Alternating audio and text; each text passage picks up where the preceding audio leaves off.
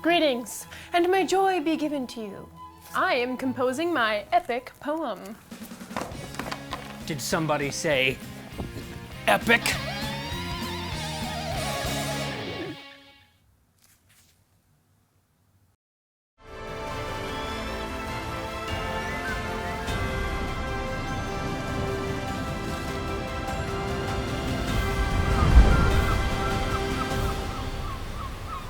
Hello everyone. As you can see, our new series is called Epic. Epic, like an epic story. Oh, that kind of epic. Oh, see, I thought it was like epic board tricks. Well, epic does mean something incredible or amazing, but it's also what you call a huge, amazing story. Radical. There you go.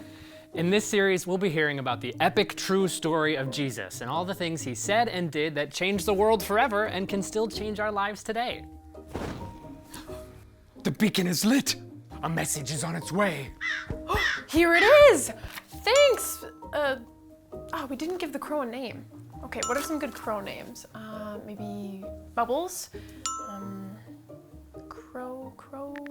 Grover? Maybe something simple like Bird. Josh, what's the matter? You're usually full of name ideas. Huh? Oh, I don't know, Fred? Yeah, maybe. Okay, what's up? So we just got a new keyboard player in the band, right? Yeah, Val. Seems like a nice guy. Yeah, he just joined the band a few days ago, but already he's driving me crazy. He won't stop texting me. He keeps sending me new song ideas, but he doesn't even know our old songs yet. I mean, and some of them are kind of weird. Like, listen to this.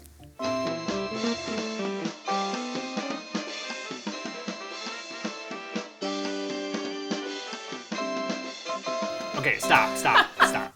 Interesting. Well, maybe he just doesn't know how your band works yet.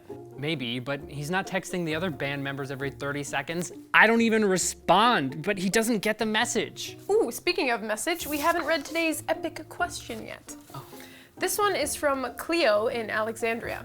She writes, "Hey Josh and Becca, there's a new kid in my school. Some of the other kids already don't like her and I feel a little bad. Is there something I should do?" That's a good question, Cleo. It can be tough to meet new people. Tell me about it. Val keeps sending me memes about mime. He knows that I like mime. Is he making fun of me? I can't tell. I was going to say it's probably difficult for the new person in school to meet like hundreds of new people and get to know them. Maybe the Bible can tell us what to do though. We'll be right back to ask, what does the Bible say?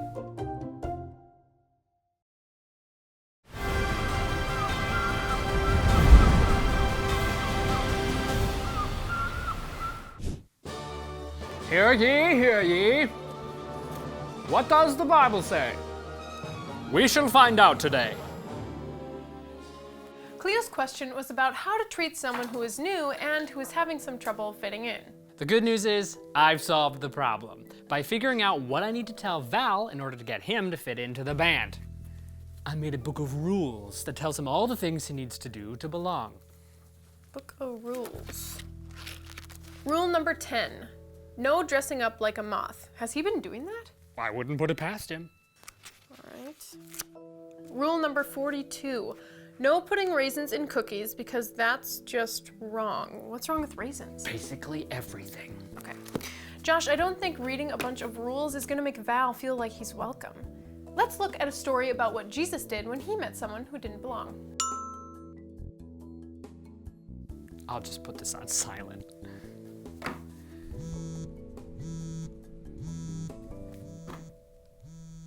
In the year 100 BC, Roman soldiers invaded the land of Judea, the place where about 100 years later, Jesus would be born. When the dust cleared, Caesar, the emperor, was in charge of the whole land.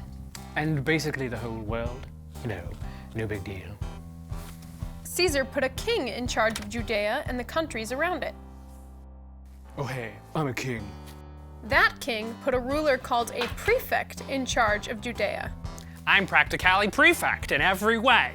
The truth is, many of the people living in Judea hated Rome. They hated the rulers and the soldiers and the laws. Time went by, 130 years actually, but not much changed. Oh, hey there. I'm Matthew. I'm basically a normal guy, just trying to do normal guy things. Matthew was basically normal, except for one thing. Matthew was a tax collector. You see, Caesar told the king, who told the prefect, to collect money or taxes from everyone in the land and carry their money off to Rome. So that's what I do. I count all the money and then I take it over to the Caesar. Taking people's money for a living meant Matthew had a few enemies, especially since he gave their money to the rulers, the ones who had attacked and conquered them. You're telling me. People are so angry with the emperor, but they take it all out on me. They say that I'm like a thief. They think I'm just a criminal, but I'm just trying to do my job. One day, Matthew was working at his tax collector's booth. People don't even look at me unless they're angry. They just think I'm gonna take their money away. But this day, someone would notice Matthew. A man named Jesus, who lived in the same town as Matthew, was walking by and stopped. Oh, hey there. If you have a grievance, then take it up with the prefect. I don't make the laws. Jesus just said 2 words to Matthew: "Follow me." Wait, hold on. You want me to follow you? Well, okay, let's go. Jesus and Matthew became friends quickly, but not everyone thought Matthew deserved to be included in Jesus' group. Hey, Jesus, they're saying that I'm just a sinner, no better than a robber. I feel pretty bad.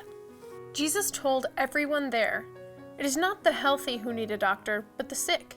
I have not come to get those who think they are right with God to follow me. I have come to get sinners to follow me."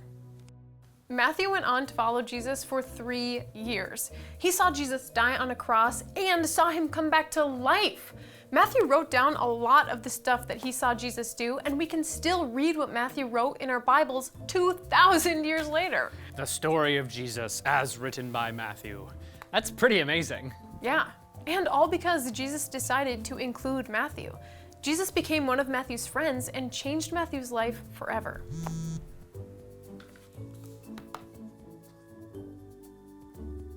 "24 messages from Val?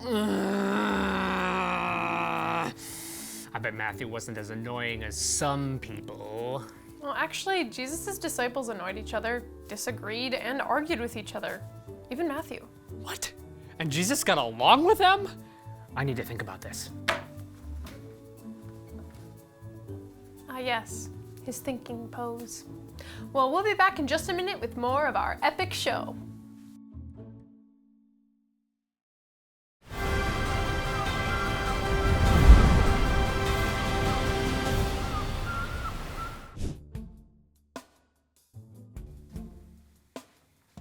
I've thought about it.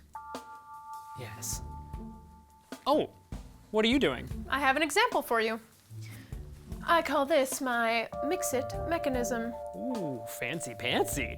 It's not as catchy as the slow-mo gizmo. Well, it's just a hand recorder. All right, now listen to this. Hey, this is one of the band's songs. Yeah. Now, what would happen if you took Val off the keyboard? I guess it would be missing something. Okay, and now what if you took Heather off the drums? Then it would just be Judah on guitar and me on banjo. What if it was only one person? That's not nearly as interesting as the whole band. I think that's the power of including people. Your band has all these different kinds of instruments that all sound differently, but come together to make one sound. That sound couldn't happen if you didn't have each kind of instrument. Well, God made all kinds of different people, too. Yeah, but Val is just so different from me. I mean, we're super different, and that's what makes this show fun. Have you tried really including Val yet? Well, I tried ignoring him, and I tried avoiding him, and I tried not talking to him. So no, I did not try including him. Maybe he's just desperate to fit in and needs someone to give him a chance. Like what Jesus did for Matthew. You could say it this way. Jesus changed lives by including others. When we give people the chance to be our friends or invite them to do things, we're following Jesus' example. And who knows, it could mean the world to the person we're including. Yeah, I know I like to be included by others. Maybe I will give Val a call and try to actually get to know him. That sounds like a great idea. We'll be right back after that with a fun and yes, epic game.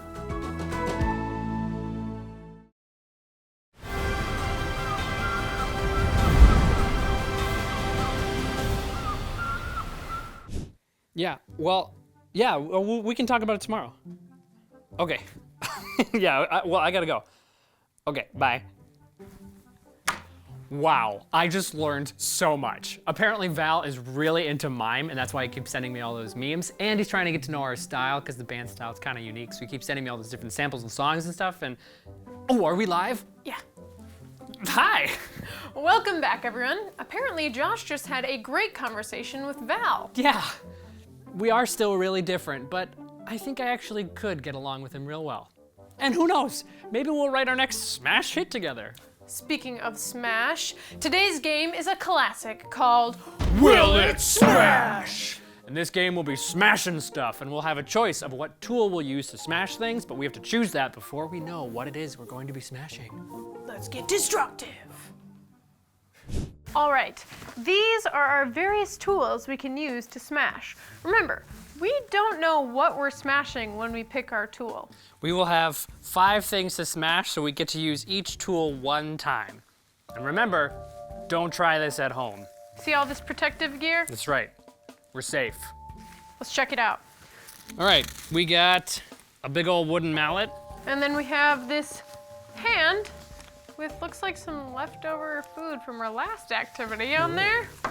We have a tennis racket, you know, to make sure you can get all the juices if it's a food. And we have this big bat. And lastly, we have a cleat. I shall choose the spiky shoe. Oh. I'm gonna go with the baseball bat. First up, we have a mango. I shall try my spiky shoe first. All right, Ready? give it a go, eh? Yeah. Oh. Made some good dents in there.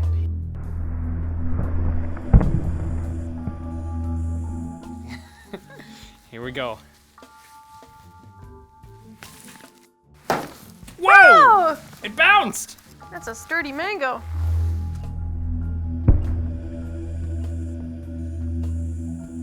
Mine produced more, juices. You can hear the juice in mine. No, you can't. That's your sleeve. I think I'll go with the other sporty tool. Two Well, sports then in a I row. shall do a sport tool as well. Sports! It is a delicious cupcake that I almost feel bad about smashing. Oh, I don't. You go for it. Okay. 3, 2, 1. Oh!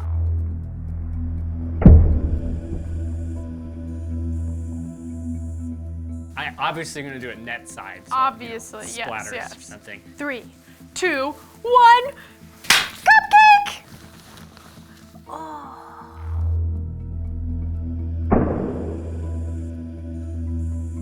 Oh, look, it's stuck to the racket. It's like a chopping mechanism. Oh yeah, you can like divide the cupcake that way so you can share it with all like 36 of your Yeah, friends. push it through. Oh, yay, cupcake pieces! Next up, I am gonna try out the hand. And I'm gonna try the foot. And we'll go about this hand and foot. Oh yeah. Oh, bet that would hurt. This round we will be smashing a balloon animal. All right, I shall go first. Okay. With my karate chop in hand. 3, 2, 1. Oh.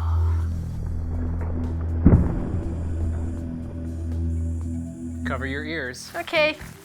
3, 2, 1. Woo! Nicely done.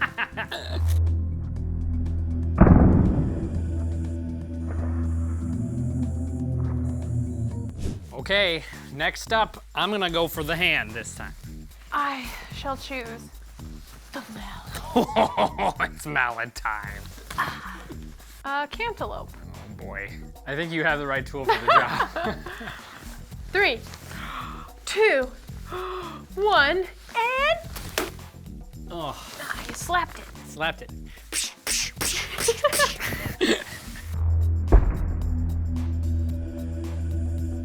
Step aside. It's mallet time. I can't watch. Oh! Oh!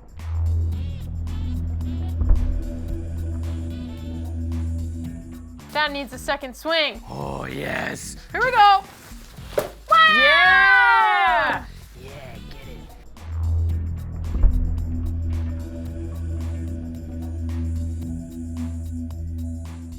The final smash. I get the mallet. And I get the racket.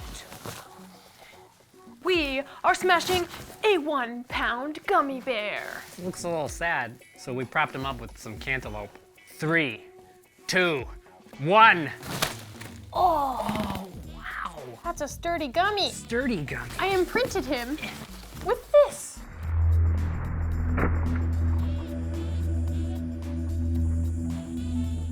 One, 2, 3. Oh, Oh. what a sturdy little guy.